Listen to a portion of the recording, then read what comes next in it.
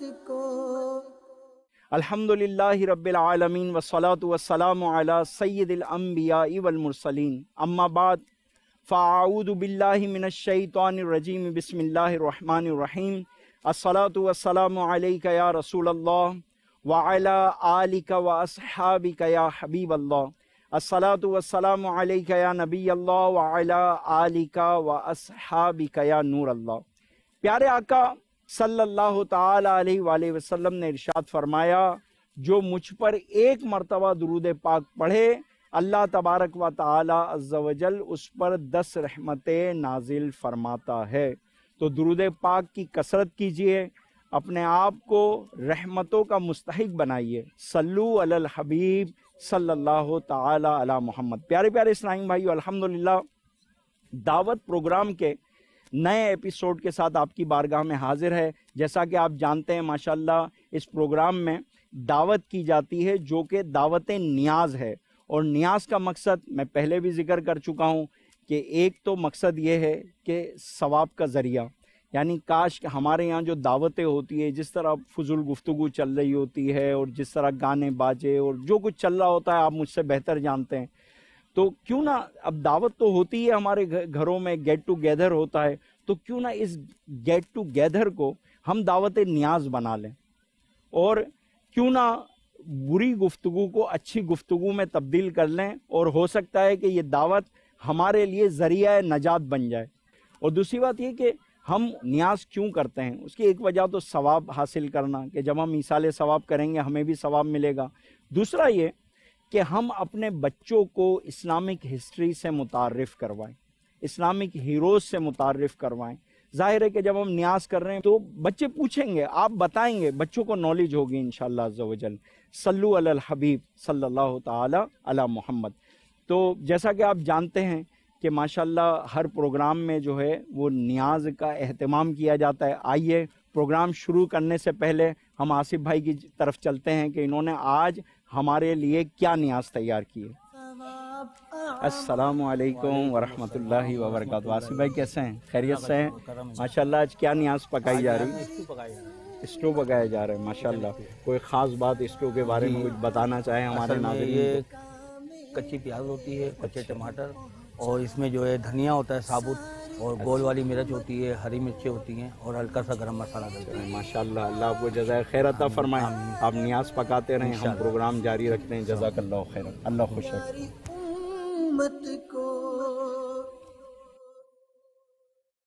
नाज़रीन कराम, आइए एक ख़ास मौजू की तरफ आते हैं। जैसा कि आप जानते हैं इस प्रोग्राम में एक ख़ास मौजू पे गुफ्तगू की जाती है, और आज का जो मौजू है वो बड़ा ही अहम मौजू है, हर इंसान की ज़िंदगी की एक ज़रूरत है। कहते हैं कि बोलना सीखने के लिए, गुफ्तगू जो है वो सीखने के लिए इंसान को कभी 1 साल कभी 2 साल लगता है, लेकिन पूरी ज़िंदगी कम पड़ जाती है ये सीखने के लिए कि किस वक्त क्या बोलना है, किस वक्त क्या बोलना है। इसमें उबूर हासिल करने के लिए कभी कभी पूरी ज़िंदगी कम पड़ जाती है। तो प्यारे प्यारे इस्लामी भाइयों, आज का हमारा मौजू है दिल जीतने वाली गुफ्तगू। वो गुफ्तगू जो दिल जीत ले, दिल मोह ले, आज हमारा ये मौजू है। इंशाअल्लाह अज़्ज़ा वजल इसी पर गुफ्तगू करेंगे। और साथ ही साथ ये भी बताता चलूँ कि इंशाअल्लाह आज जिस बुज़ुर्ग की हम नियाज करने जा रहे हैं वो बहुत बड़े इमाम हैं, मुजतहिद हैं, और इमाम अबू हनीफ़ा, इमाम शाफ़ई, इमाम मालिक के बाद जो चौथे इमाम है। मुझे उम्मीद है आप समझ गए होंगे। आज इंशाअल्लाह अज़्ज़ा वजल उस अज़ीम हस्ती की, उस बाबरकत हस्ती की, उस इमाम की इंशाअल्लाह अज़्ज़ा वजल आज नियाज की जाएगी, फ़ातिहा ख्वानी की जाएगी इंशाअल्लाह अज़्ज़ा वजल। तो वो कौन हस्ती है आपको इंशाअल्लाह ये जो है आपको सोचना है, आपको गेस करना है। इंशाअल्लाह अज़्ज़ा वजल प्रोग्राम के आखिर में उनका तज़किरा किया जाएगा। आइए अपने मौजू की तरफ आते हैं। प्यारे प्यारे इस्लामी भाइयों, इंसान की जो गुफ्तगू होती है उसकी शख्सियत का मजहर होती है। यूं कह लीजिए कि इंसान अपनी गुफ्तगू की वजह से पहचाना जाता है। यही गुफ्तगू है जो कभी इंसान को किसी के दिल में उतार देती है, और यही गुफ्तगू है जिसकी वजह से इंसान दिल से उतर जाता है। यानी यही गुफ्तगू इंसान के किसी के दिल में उतरने का सबब बन जाती है, और यही गुफ्तगू होती है जो इंसान को दिल से उतार देती है। तो मकसद ये कि आप गुफ्तगू कर क्या रहे हैं, किस तरह की गुफ्तगू कर रहे हैं। अच्छा, कभी ये गुफ्तगू सामने वाले के दिल पे असरअंदाज हो जाती है और कड़वी होती है, बदज़बान शख्स जो होता है मबगूज़ हो जाता है लोगों की निगाह में, लोग उससे बात करना पसंद नहीं करते, उसकी तरफ देखना पसंद नहीं करते, वो लोगों की निगाह में बेअसर हो जाता है।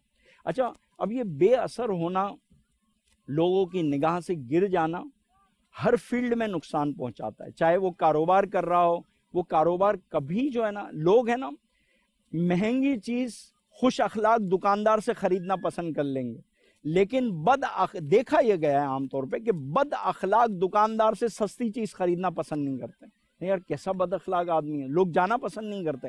यानी सस्ती महंगी तो जब पता चलेगी जब उसके पास जाएंगे, दूर से देखेंगे नहीं यार ये बहुत बदतमीज आदमी है यार, इससे नहीं खरीदना। तो दुनियावी तौर पे भी ऐसा शख्स जो है मबगूज हो जाता है, उसके कारोबार का हर चीज का सत्यानाश हो जाता है। अच्छा, ऐसा शख्स घर में भी मबगूज हो जाता है, बच्चे जो है उसे देख के भाग रहे होते हैं कि अब्बा आ गए, अब डांटना शुरू कर देंगे।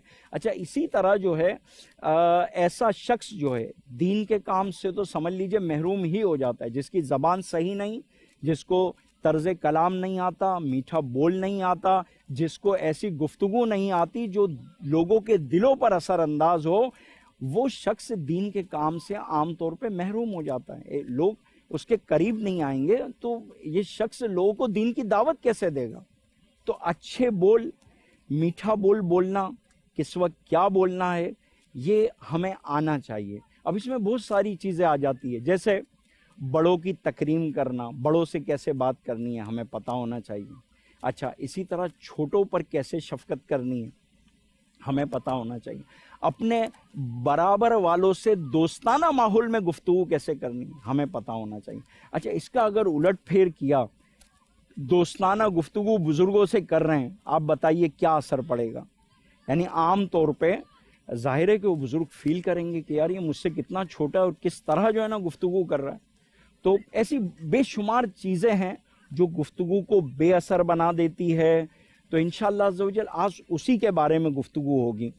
आइए हमारे साथ मेहमानान गिरामी का पहले मैं तारुफ कराता चलूँ। हमारे साथ माशाल्लाह मुफ्ती जमील अत्तारी दामत बरकातुहुल आलिया मौजूद है, इनसे इंशाअल्लाह मदनी फूल लेंगे। इसी तरह हमारे साथ मौलाना इमरान मदनी मौजूद है, इंशाअल्लाह अज़्ज़ व जल इनसे भी मदनी फूल लेंगे। और माशाअल्लाह हमारे साथ नातख्वाह अदनान मदनी भी मौजूद है, इंशाअल्लाह इनसे जो है हम नात सुनेंगे इंशाअल्लाह अज़्ज़ व जल।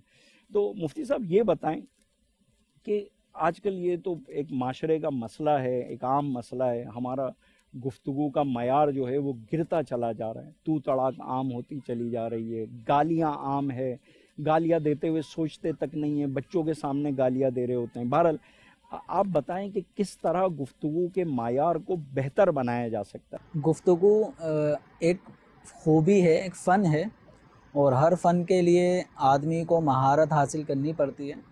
तो बाज़ लोगों की गुफ्तगू अनीस भाई ऐसी होती है कि उनकी बातें सुनने का दिल चाह रहा होता है कि ये बातें करता रहे, और उनकी बातें सुनते हुए वक्त भी कितना गुजर चुका पता नहीं चलता। और कुछ लोग ऐसे होते हैं कि जिनकी अभी गुफ्तगू स्टार्ट हुई होती है, वो बातचीत करना चाह रहे होते हैं, तो सुनने वाला बेजारी महसूस करने लगता है और वो चाहता है कि जल्दी से अपनी बात कंप्लीट कर ले। मेयारी गुफ्तगू करने के लिए ज़रूरी है कि आपके अल्फाज का चुनाव कैसा है, और उस अल्फाज के चुनाव के साथ साथ लबो लहजा कैसा है। कभी ऐसा होता है कि बहुत ज़्यादा आदमी तेज़ गुफ्तगू कर रहा होता है, और इतनी तेज़ गुफ्तगू कर रहा होता है कि सामने वाले को कुछ भी समझ में नहीं आ रहा होता। अच्छा, कभी ऐसा होता है कि इतना धीमा बोल रहा होता है कि अगला इंतज़ार करता रहे कि भाई ये बात कब ख़त्म करेंगे अपनी। तो इसलिए हर चीज़ में एतदाल जो है ना वो बहुत ही ज़रूरी है। फिर इसके साथ साथ जो लबो लहजा है, अगर ये बहुत ज़्यादा सख्त होगा तो सख्त लहजे में कही हुई नरम बात भी आदमी को चुभती है। और किसी ने क्या ही खूब कहा है कि ज़बानों का जो काम है ये सिर्फ रस ही नहीं उंडेलती, कभी कभी ये سننے والے کے کانوں میں زہر بھی انڈیل دیتی ہیں۔ اور کسی نے اس کو ایک مثال سے بھی سمجھانے کی کوشش کی کہ جیسے ایک چائے کا کپ ہے، چائے بہت بہترین ہے، بعض اوقات چائے کی خوشبو سے ہی آدمی کو لذت کا احساس ہو رہا ہوتا ہے، لیکن اگر اس کا کپ اس کوالٹی کا نہ ہو، میلا ہو، گدلا سا ہو، تو چائے پینے والے کو مزہ نہیں آئے گا۔ مزہ نہیں آتا چائے۔ تو اسی بالکل طرح ایسا ہمارے جو باتیں ہیں، تو ان باتوں کے اندر ہم کتنی ہی اچھی بات کر رہے ہوں، اگر اس کی مثال چائے جیسی ہو، لیکن ہمارا لہجہ اس گندے کپ کی طرح اگر خراب ہو تو ہماری اچھی بات بھی لوگ قبول نہیں کریں گے۔ اس کو ایک مثال سے سمجھیں۔ ایک بادشاہ نے خواب دیکھا اور اس نے اپنے دربار میں جو خواب بیان کرنے والے لوگ ہوتے ہیں ان سے کہا کہ مجھے اس خواب کی تعبیر بیان کریں۔ تو ایک خواب کی تعبیر بیان کرنے والے شخص نے کہا کہ بادشاہ سلامت، یہ جو خواب آپ نے دیکھا ہے، اس خواب کی تعبیر یہ ہے کہ آپ کی نگاہوں کے سامنے آپ کا بیٹا بھی فوت ہو جائے گا، آپ کا پوتا بھی فوت ہو جائے گا۔ اچھا، بادشاہ نے جب اس خواب بیان کرنے والے سے یہ تعبیر سنی تو اس کو غصہ آیا، کہنے لگا کہ یہ میرے سامنے یعنی میری اولاد کو مرنے کی خبر دے رہا ہے۔ تو اس نے اس کو قید کروا دیا، خواب کی تعبیر بیان کرنے والے کو۔ پھر دوسرے شخص سے کہا کہ اب تم میرے اس خواب کی تعبیر بیان کرو۔ اب جو خواب کی تعبیر دوسرا جو شخص تھا اس نے پہلے کے انجام کو سامنے رکھتے ہوئے پھر الفاظ کی تبدیلی کی، اور اس نے اپنے الفاظوں کی تبدیلی اس انداز سے کی کہ بادشاہ سلامت، آپ اپنے حیات میں اللہ تعالیٰ آپ کو اتنی لمبی زندگی عطا کرے گا کہ آپ اپنی حیات میں اپنے بیٹے کی تاج پوشی دیکھیں گے، واہ واہ واہ، حتیٰ کہ آپ اپنے پوتوں کی بھی تاج پوشی دیکھیں گے۔ کیا بات، بادشاہ خوش ہو گیا۔ خوش ہونے کے بعد بادشاہ نے اس کو انعام سے نواز دیا۔ اللہ۔ اب دونوں باتوں پہ اگر غور کریں تو نتیجہ ایک ہی ہے کہ بادشاہ کی عمر لمبی ہوگی۔ تو اب یہاں پر بات ایک ہی ہے، نتیجہ وہی ہے، لیکن ایک نتیجہ ایسا تھا جس نے خوش کر دیا، اور ایک گفتگو کا انداز ایسا تھا جس نے بادشاہ کو غمگین کر دیا۔ تو یوں ہی اگر ہم غور کریں تو ہماری گفتگو کے اندر بھی بہت ساری ایسی چیزیں ہوتی ہیں کہ ہم متبادل الفاظ استعمال کر سکتے ہیں، لیکن ہم اپنے گفتگو کے دوران متبادل الفاظ استعمال کرنے کے بجائے سب کو ایک ہی لاٹھی سے اگر ہانکتے رہیں گے، نہ بڑے کا فرق ہوگا، نہ چھوٹے کا فرق ہوگا، نہ دوستوں کا فرق ہوگا، اور سب کو ایک ہی انداز سے اگر ہم گفتگو کرتے رہیں تو اس سے معاملہ خراب ہوگا۔ مثال کے طور پہ اگر ہم کسی کو کھانے کی دعوت پیش کر رہے ہیں تو ایک انداز یہ ہوتا ہے کھا لو، اور ایک یہ ہوتا ہے حضرت کھا لیجئے۔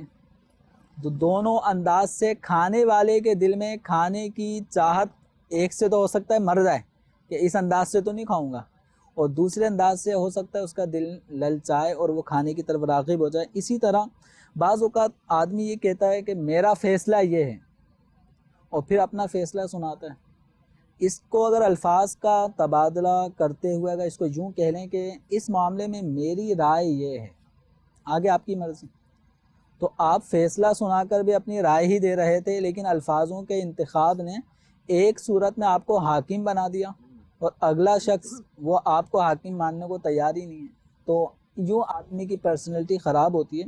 اسی طرح کبھی ہم کسی سے کام کا کچھ ہمیں ضرورت پڑتی ہے تو ہم اگر اس کو یوں کہیں مجھے آپ سے ایک کام ہے، ٹھیک ہے، مجھے تم سے کام ہے، اس میں اور اس کے مقابلے میں اگر یہ کہیں اگر آپ کے پاس تھوڑا وقت ہو تو زحمت فرمائیں، تھوڑی سی میری مدد کیجیے، آپ سے کچھ باتیں کرنی ہیں، تو الفاظوں کے تبادلے سے اگلے شخص کے دل میں محبت پیدا ہوگی۔ اسی طرح کیوں آئے ہو، اس کے بجائے اگر ہم یہ کہیں کیسے تشریف لانا ہوا، بات وہی ہے لیکن انداز سے فرق ہوا۔ اسی طرح بہت ساری صورتوں میں ہم اپنے الفاظ کا انتخاب اگر بہتر کریں گے تو اس کا فائدہ اگلے شخص کے دل میں ہماری محبت پیدا ہوگی، اور اس طرح کی گفتگو سے ہم جو اپنا ایک مقصد تھا وہ بیان کرنے کے ساتھ ساتھ ہماری عزت بھی اس سامنے والے کے دل میں بیٹھے گی۔ سبحان اللہ، سبحان اللہ۔ مفتی صاحب آپ بالکل صحیح فرما رہے ہیں۔ کبھی کبھی اچھی باتیں لوگوں کے دلوں کا ڈھارس بن جاتی ہیں۔ آپ کہ دو اچھی باتیں کر دیتے ہیں سامنے والے کا دل خوش کر دیتے ہیں. اور حدیث شریف میں ہے نا کہ انسان اللہ کی رضا کی کوئی بات کرتا ہے، اسے نہیں پتا ہوتا کہ اس سے کوئی بڑی رضامندی حاصل ہوگی، لیکن اللہ تعالی ہمیشہ کے لیے راضی ہو جاتا ہے. تو اچھی بات مغفرت کا سبب بن سکتی ہے، اور بری بات انسان کو ہمیشہ کے لیے جہنم میں جھونک سکتی ہے. ظاہر ہے کہ کسی کا دل دکھانا، ہماری گفتگو ہی تو ہوتی ہے جو لوگوں کے دلوں کو چیر دیتی ہے. اور پھر لوگوں سے ان کے عقلوں کے مطابق کلام کیا جائے، جو جیسا ہے اس سے ویسی بات کی جائے، تو آپ ہر جگہ معزز بن جائیں گے. آپ چھوٹے بچوں کے سامنے اس طرح بات کریں گے جیسے بوڑھوں سے کی جاتی ہیں، بوڑھوں کے سامنے بچوں کے اسٹائل میں بات کریں گے، ظاہر ہے کہ انہیں دونوں کو یہ انداز آپ کا جو ہے پسند نہیں آئے گا، اور ان کا کوئی دل خوش نہیں ہوگا آپ کی باتیں سن کے. اچھا بچوں کو تو آپ کی باتیں ہی سمجھ میں نہیں آئے گی کہ یہ کہہ کیا رہا ہے. تو بہرحال لوگوں کے عقلوں کے مطابق کلام کرنا یہ بھی جو ہے فن ہے ایک، کہ انسان کے دل میں اترنے کے لیے. قربان جائیے امیر اہل سنت دامت برکاتہم العالیہ پر کہ آپ کی گفتگو کا انداز بھی اگر دیکھا جائے تو بڑا ہی نرالا نظر آتا ہے.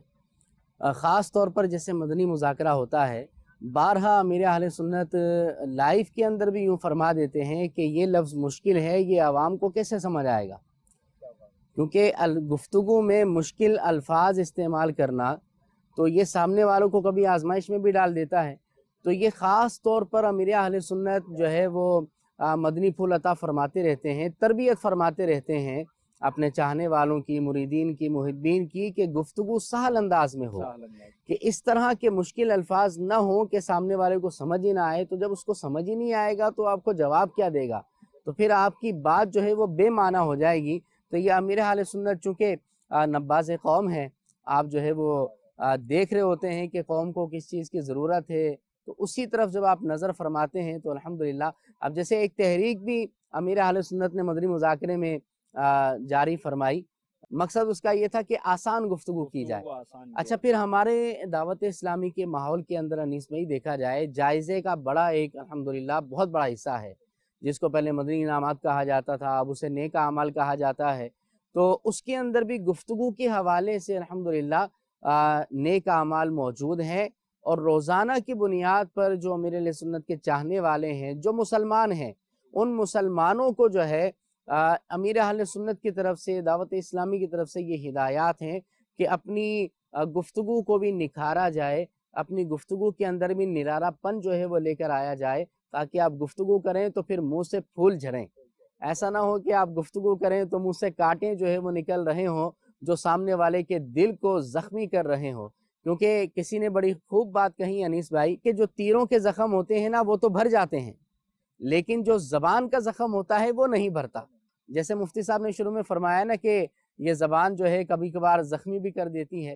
تو بہرحال اچھی گفتگو کریں اور آسان گفتگو کریں، یہ ہونا چاہیے. کبھی یہ زبان دوسرے کو زخمی کر دیتی ہے آپ کی زبان، اور کبھی اپنے آپ کو بھی زخمی کر دیتی ہے. واہ واہ. آپ سے بڑا طاقتور آدمی ہوگا، آپ نے کچھ کہا تو پٹائی بھی یہی زبان کرواتی.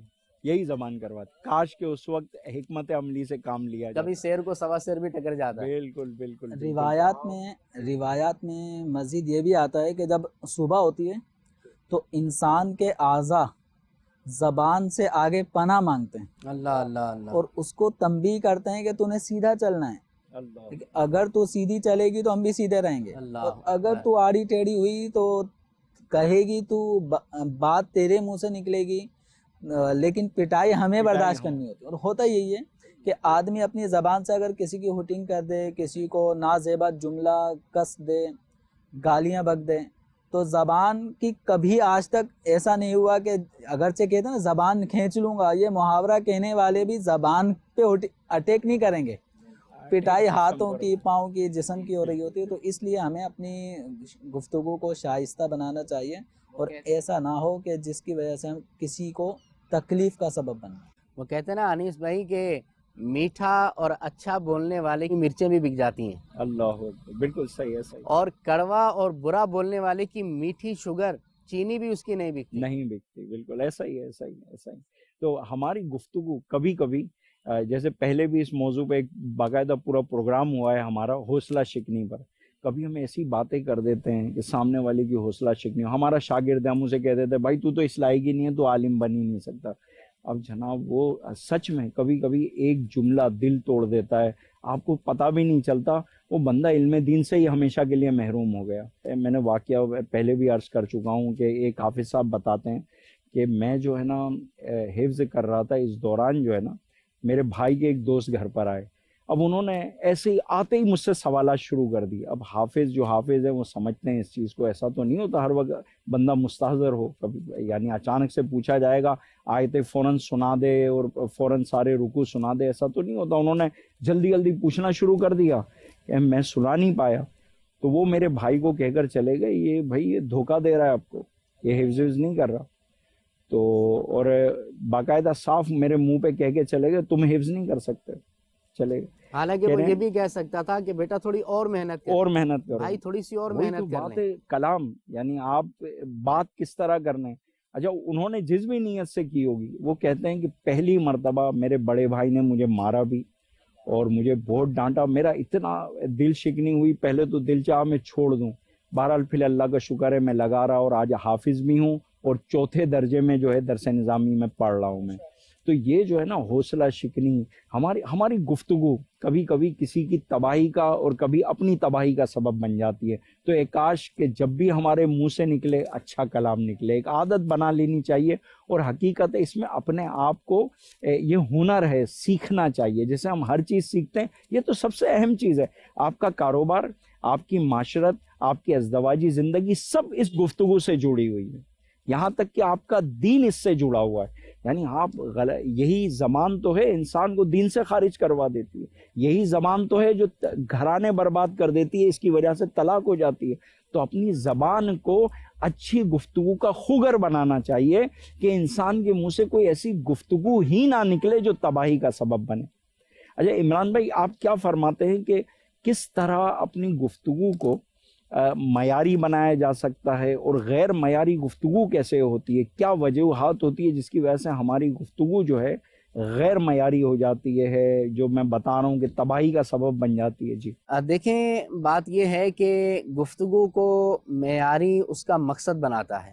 بالکل، گفتگو کرنے کا اگر مقصد معیاری ہے، اگر مقصد اچھا ہے تو گفتگو بھی بندہ معیاری ہی کرے گا، اچھی گفتگو کرے گا یعنی۔ اور اگر گفتگو کرنے کا مقصد ہی کوئی نہیں ہے، بس فضولیات بکتے رہنا ہے یا ٹائم ہی پاس کرنا ہے، ٹائم ضائع کرنا ہے، تو پھر گفتگو معیاری نہیں ہو سکتی۔ تو ہم جب بھی گفتگو کریں تو پہلے تو یہ غور کر لیں کہ ہماری گفتگو کرنے کا مقصد کیا ہے۔ وہ جیسے کہتے ہیں نا کہ پہلے تولو بعد میں بولو، تو پہلے تول لینا چاہیے اپنی گفتگو کو اپنے ضمیر کے اندر ہی کہ میں جو گفتگو کرنے جا رہا ہوں اس کا فائدہ کیا ہوگا۔ اچھا، فائدہ صرف اپنا نہ دیکھیں، سامنے والے کا، مخاطب کا فائدہ بھی دیکھیں کہ بھی سامنے والے کو فائدہ کیا ہوگا۔ ٹھیک ہے، اگر میں گفتگو کرتا ہوں، بسا اوقات جیسے ہوتا ہے نا کوئی بات رپیٹ کرنا ہوتی ہے تاکہ وہ ازبر ہو جائے، یاد ہو جائے۔ ٹھیک ہے بھائی، آپ نے تو کسی کے سامنے بول دیا، رپیٹ کر لیا، آپ کو بولنے میں روانی آ گئی، آپ کو ازبر ہو گیا، لیکن سامنے والے کا فائدہ کیا ہوا؟ کسی دیوار کو ہی سنا دیتے پھر آپ۔ تو بہرحال اب گفتگو کا مقصد کیا ہے کرنے کا، اس پر پہلے توجہ دینی چاہیے، پہلے تولنا چاہیے، پھر بولنا چاہیے، اور فائدہ اور مقصد صرف اپنا نہ دیکھیں، سامنے والے کا بھی دیکھیں۔ ٹھیک ہے، پھر دوسری بات یہ ہے کہ گفتگو گھبراہٹ کے انداز میں نہ ہو۔ اگر گفتگو گھبراہٹ کے انداز میں ہوگی تو آپ کی باڈی آپ کا ساتھ نہیں دے گی، آپ کی باڈی لینگویج آپ کی الفاظ کے بالکل اپوزٹ ہوگی، الٹ چل رہی ہوگی، آپ زبان سے کچھ کہہ رہے ہوں گے، باڈی آپ کی کچھ اور کہہ رہی ہوگی، تو اس سے بھی مخاطب پر اثر پڑتا ہے، آپ کی گفتگو غیر معیاری بنتی ہے۔ اچھا، اسی طرح غصے کے اندر گفتگو کرنا، اور ویسے بھی کہا جاتا ہے کہ بندہ جب غصہ کرتا ہے تو اس کی عقل ٹھکانے نہیں رہتی، اس کا غبار جو ہے وہ دماغ کی طرف چلا جاتا ہے غصے کی وجہ سے، تو بندہ پھر نہ بولنے کا بول پڑتا ہے، اور پھر اس کا خمیازہ، اس کا انجام بہت عرصے تک دیکھنا پڑتا ہے۔ لہٰذا غصے میں بات نہ کی جائے۔ اچھا، اسی طرح گفتگو میں بات کرنی ہے تو نرم انداز کے اندر بات کی جائے، ڈانٹ کر بات نہ کی جائے۔ ٹھیک ہے، اسی طرح گفتگو اگر کی جائے تو آہستگی سے گفتگو، دھیمے انداز میں گفتگو کی جائے، اتنی تیز گفتگو نہ کی جائے کہ سامنے والے کو سمجھ ہی نہ آئے، اس کو بولنا پڑے کہ حضور کیا کہا آپ نے، رپیٹ کر دیں ذرا۔ پروگرام اختتام کی طرف جا رہا ہے، صرف یہ بتا دیجئے کہ سرکار صلی اللہ تعالیٰ علیہ وآلہ وسلم کا انداز گفتگو کیسا ہوا، تو وہ مبارک انداز گفتگو۔ سرکار دو عالم صلی اللہ تعالیٰ علیہ وآلہ وسلم کا جو انداز، جو آپ صلی اللہ تعالیٰ علیہ وسلم کے ساتھ اگر کوئی ناروا سلوک اگر کرتا بھی تو آپ صلی اللہ تعالیٰ علیہ وسلم کی طرف سے اسے جو انداز، جو اس سے گفتگو، الفاظ اس کے لیے ہوتے تو وہ حضور صلی اللہ تعالیٰ علیہ وسلم کا اسے دیوانہ بنا دیا کرتا۔ حضرت زید بن ثانہ یہ یہودیوں کے عالم تھے، انہوں نے تورات شریف میں، انجیل میں اور مقدس کتابوں میں جو آسمانی تھی ان میں سرکار دو عالم صلی اللہ تعالیٰ علیہ وسلم کے اوصاف حسنہ پڑھے تھے، اور ساری نشانیاں سرکار دو عالم صلی اللہ علیہ وسلم میں وہ موجود تھیں جو تورات، زبور، انجیل میں بیان کی گئی تھیں۔ اب دو نشانیاں ایسی تھیں جو انہیں سرکار صلی اللہ تعالیٰ علیہ وسلم میں بظاہر یوں نظر نہیں آ رہی تھیں، اس کے لیے انہیں پریکٹیکل کرنا پڑ رہا تھا۔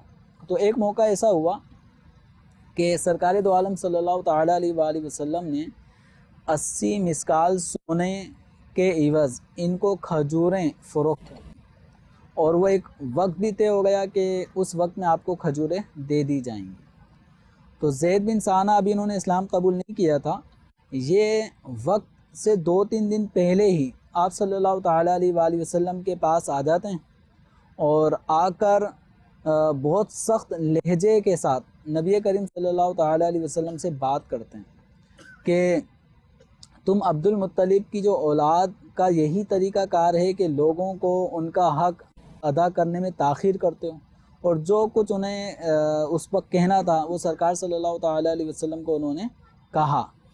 یہ موقع ایسا تھا کہ حضرت عمر رضی اللہ تعالیٰ عنہ اس وقت موجود تھے، اور وہ اس انداز گفتگو کو، انتہا درجے کا جو جارحانہ انداز تھا، یہ گفتگو سن کر حضرت عمر رضی اللہ تعالیٰ عنہ کا گویا خون جوش مارنے لگا، اور ان کو گھور کے دیکھا اور فرمانے لگے کہ اے شخص، اگر حضور صلی اللہ تعالیٰ علیہ وسلم اس وقت یہاں نہ ہوتے تو میں تمہارا کام بھی تمام کر چکا ہوتا۔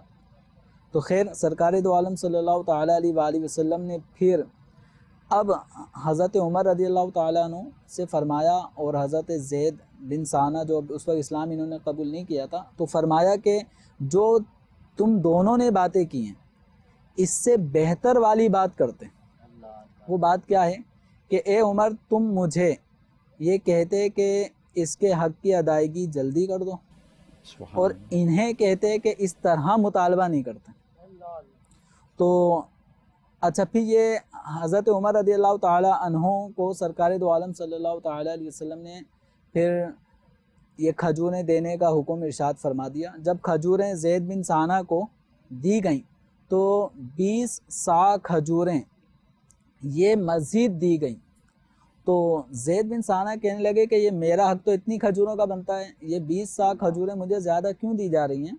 تو حضرت عمر رضی اللہ تعالیٰ عنہ نے فرمایا کہ یہ 20 صاع کھجوریں اس لیے دی جا رہی ہیں کیونکہ میں نے تمہیں گھور کے دیکھا تھا، جس کی وجہ سے تم پہ روب طاری ہو گیا تھا۔ تو سرکار صلی اللہ تعالیٰ علیہ وسلم نے تمہارے دل میں ایک خوشی داخل کرنے کے لیے 20 صاع کھجوریں دینے کا فرمایا۔ پھر حضرت عمر رضی اللہ تعالیٰ عنہ نے فرمایا کہ یہ کیا مسئلہ تھا، اگر تمہیں کھجوریں چاہیے تھیں تو تم نارمل انداز سے بھی گفتگو کر سکتے تھے، تمہیں یہ اتنی تش روح سے تم نے حضور سے کلام کیسے کیا؟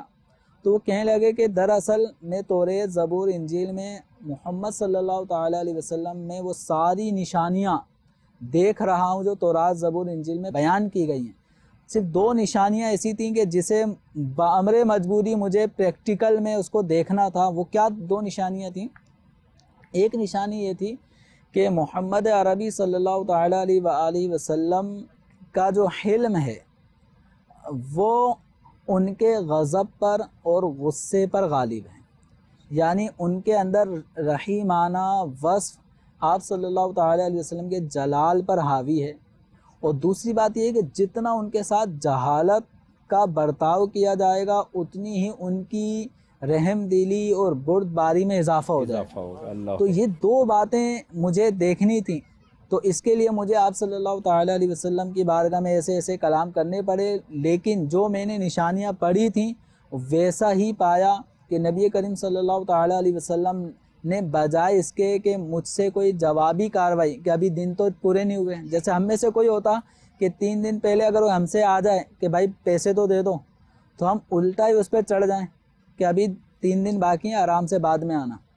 لیکن نبی کریم صلی اللہ تعالیٰ علیہ وسلم نے ایسا انداز اختیار نہیں کیا، بلکہ 3 دن پہلے ہی ان کو کھجوریں دے دیں اور کھجوریں بھی زیادہ دیں. تو یہ واقعہ حضرت عمر رضی اللہ تعالیٰ عنہ کو جب انہوں نے بتایا تو بارگاہ رسالت صلی اللہ علیہ وسلم میں جا کر پھر انہوں نے کلمہ شریف پڑھا اور مسلمان ہو. کیا بات ہے. زید بن ثانہ یہ یہودیوں کے بہت بڑے عالم تھے، تو چونکہ حق کی تلاش میں تھے تو سرکار دو عالم صلی اللہ تعالیٰ علیہ وسلم کے سیرت کے جو احوال تورات زبور انجیل میں بیان کیے گئے تھے انہوں نے چھپائے نہیں، وہ سب کے سب حضور صلی اللہ علیہ وسلم نے دیکھے پڑھے اور اس کے بعد سرکار صلی اللہ علیہ وسلم ہی کے ہو کے رہ گئے. کیا بات ہے، کیا بات ہے. ماشاءاللہ.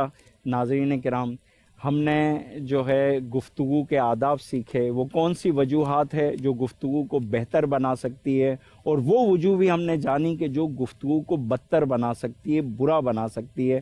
تو ان چیزوں سے اللہ تعالی ہمیں بچائے جو ہماری گفتگو کو بدتری کی طرف لے جاتی ہے، برائی کی طرف لے جاتی ہے، اور اللہ تعالی ہمیں اس گفتگو کو کرنے کی توفیق عطا فرمائے جو ثواب کا باعث بنے، کسی کا دل خوش کرنے کا باعث بنے. اللہ تعالی ہمیں اچھی گفتگو کرنے کی توفیق عطا فرمائے، سنت کے مطابق گفتگو کرنے. اس کے اندر میں آخر میں یہ مشورہ دوں گا کہ اگر اپنی گفتگو کو اچھا کرنا ہے نا، تو اس کے لیے مکتبۃ المدینہ کی بہت پیاری کتاب گفتگو کے آداب جو فیضان سنت کا ایک حصہ ہے اور ریسنٹلی امیر اہل سنت کی طرف سے آیا ہے.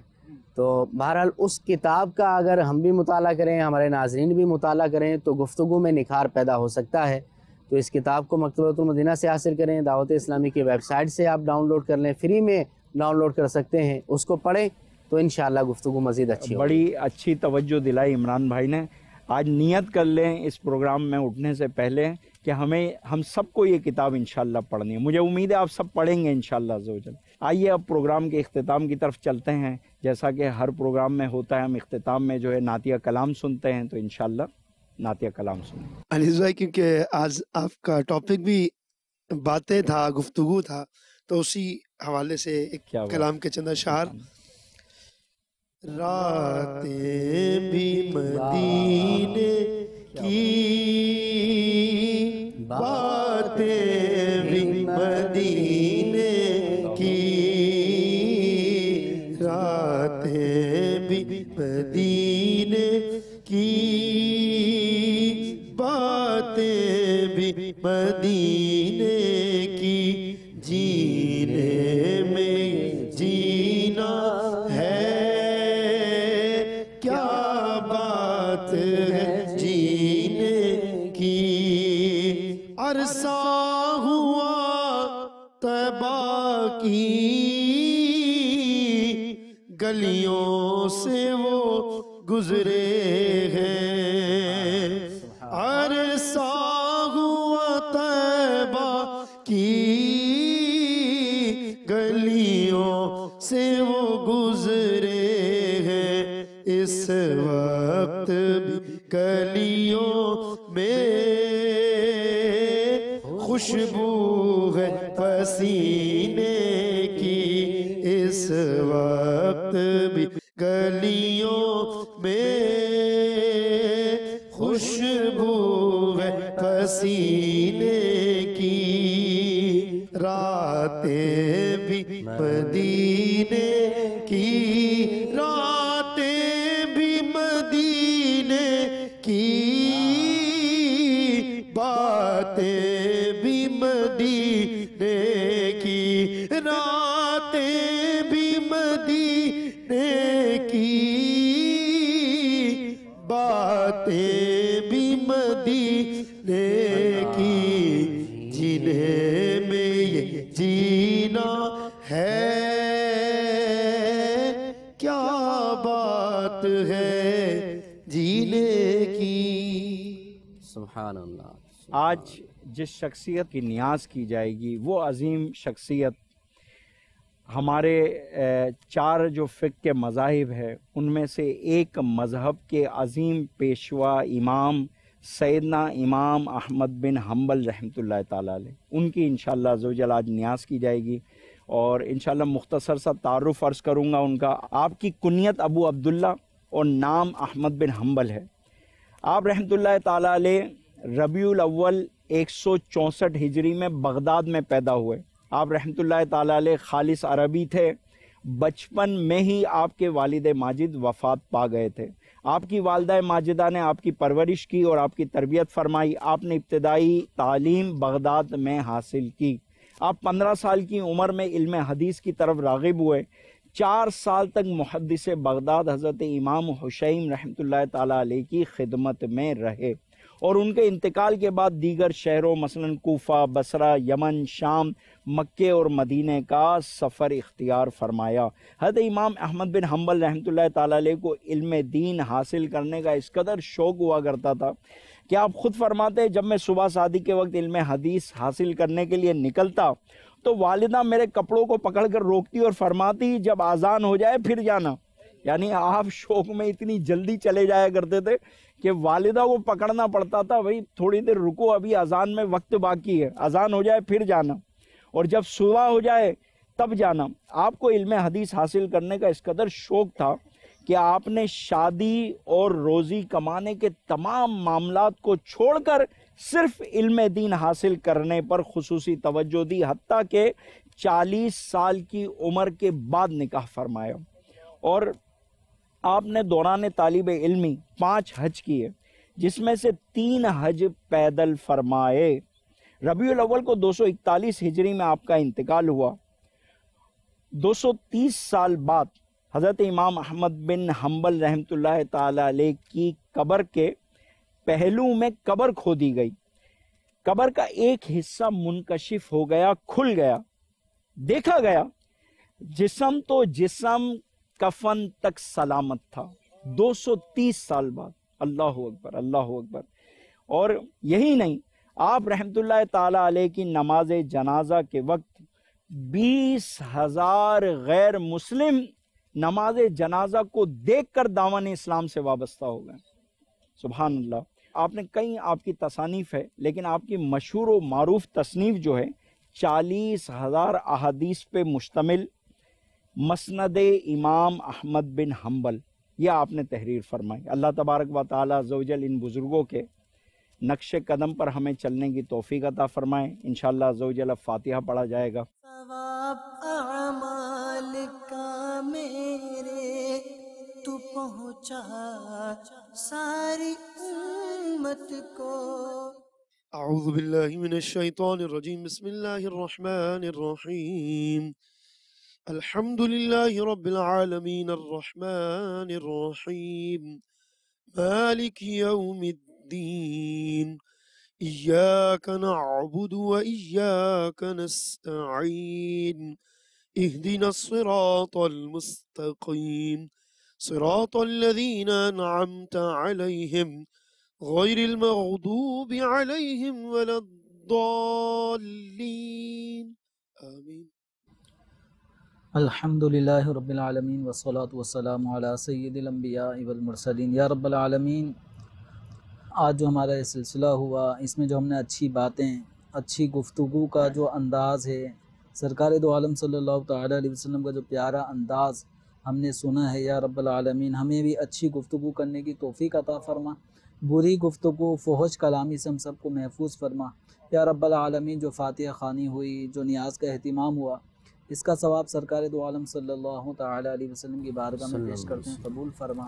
سرکار دو عالم صلی اللہ علیہ وسلم کے وسیلہ جلیلہ سے تمام انبیاء کرام علیہم الصلاۃ والسلام، صحابہ کرام علیہم رضوان، اہل بیت اطہار، ازواج مطہرات، تمام سلاسل اولیاء، قادریہ، چشتیہ، نقشبندیہ، سہروردیہ کے بزرگوں، مزید ائمہ مجتہدین، امام اعظم، امام شافعی، امام مالک، امام احمد بن حنبل رضی اللہ تعالی عنہم اجمعین کو اس کا اجر و ثواب عطا فرما۔